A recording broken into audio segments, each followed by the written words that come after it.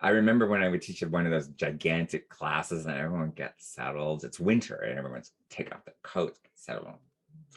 And then I say, okay, everyone, leave your stuff. You're going to change seats.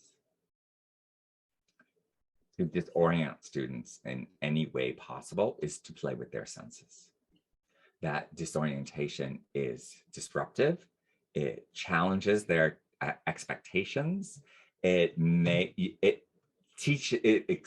definitely brings their heart rates up. It has, just leaving your things behind and staying in the room, taking another seat, someone else's seat, very difficult to do. And enough of an activity to do on the first day of class with 500 people, that 500 people came back next week. And people went to their same seats. I let them keep their same seats. But every week, there was something that got them out of their seats. Like, I remember like,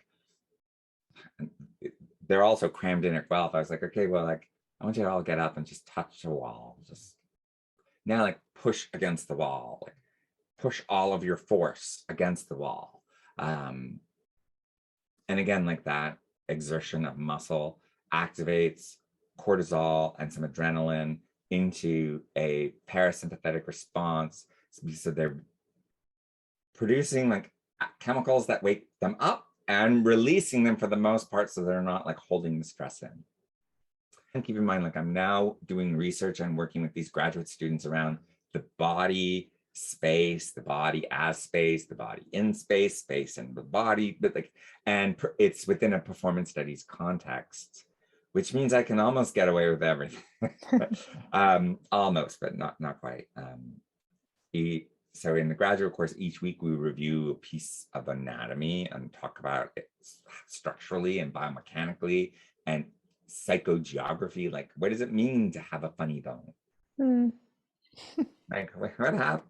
And, and then we look into the like biomedical communication, the maps of the skin, of the skeletal system, of the muscular system, the fascia, and the nervous system. And so the more you know about what's going on inside your body, the more you can do to control it. If proprioception is being able to balance in the outside world your relationship with gravity, interoception is your ability to understand what's going on beneath your skin. And that's all still sense of touch. Yeah. Do you know the biggest organ in your body? No. Lungs? No, it's not the lungs. Okay. Your largest organ is your liver. It's on the right side. It's just, you can feel it if you follow the bottom of your rib cage. And I often like, let's just hold our livers for a minute. And in fact, if we were hunters, the liver would be cut out and eaten right away because it's only for the elders and to celebrate. It's the richest part. It's the grossest part. But like a little bit of interoception is going to go a long way. For most of my life, I had a stomach ache. I know now that like I had asthma, I had allergies, I had anxiety, I had an incomplete spinal column. But I've just called it a stomach ache. Now I like, because it's not a stomach ache and it's I make healthier eating choices and I can be more precise. Like this morning,